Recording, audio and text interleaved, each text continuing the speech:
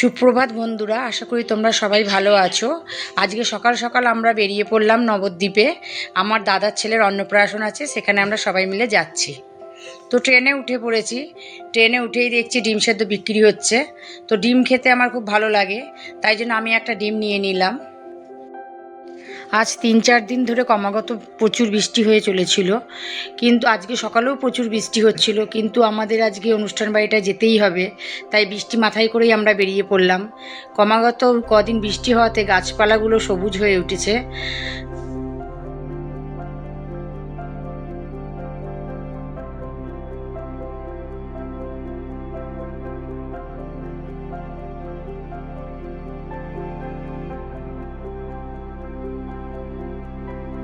আমরা চলে এসেছি নবদ্বীপে, অনুষ্ঠান বাড়ির সামনেই দাঁড়িয়ে আছি। আমরাই প্রথম, মানে কি বলবো, অতিথি যারা এসেছি, আর কেউ আসেনি। তো আমরা ওয়েট করছি বাড়ির লোকের জন্যে।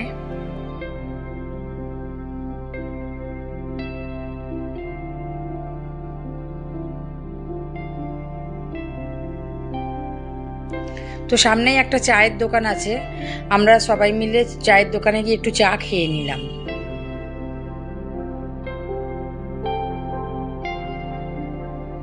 এটা হচ্ছে আমার ভাইপো, এরই আজকে অন্নপ্রাশন, আজকে প্রথম ভাত খেয়েছে।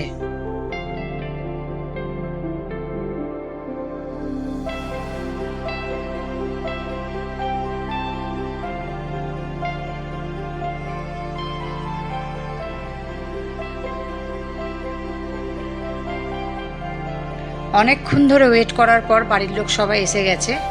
তো আসার পরেই তাদের জলখাবার খেতে দেওয়া হয়েছে।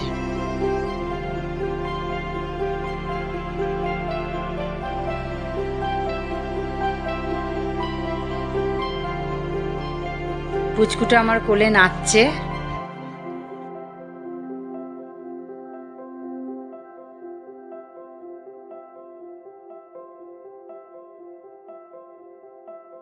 আমাদের বাড়ি ফিরতে হবে, সেই জন্য আমরা প্রথম ব্যাচেই খেতে বসে পড়লাম।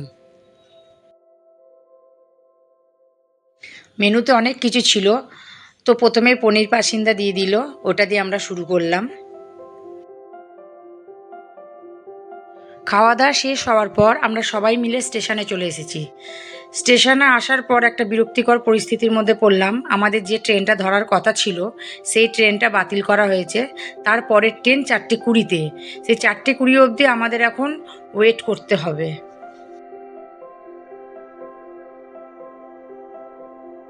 এতক্ষণ ধরে ট্রেনের জন্য ওয়েট করা একটা বিরক্তিকর ব্যাপার, তাই ট্রেনের জন্য ওয়েট করতে করতে একটু পায়চারি করে নিচ্ছি, কারণ প্রচুর খাওয়া হয়েছে। তোমরা যারা নবদ্বীপে এসেছো তারা দেখে থাকবে, নবদ্বীপে এলে প্রচুর হনুমান দেখতে পাওয়া যায়। তা আমরা ট্রেনের জন্য যখন ওয়েট করছিলাম, লাইনের মধ্যে বসে আছে কতগুলো হনুমান, তোমরা দেখো।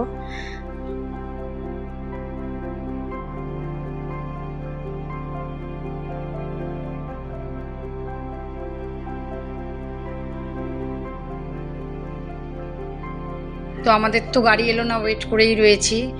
তো রেল লাইনে দেখাশোনা করার জন্যে রেলের একটা গাড়ি এসেছে।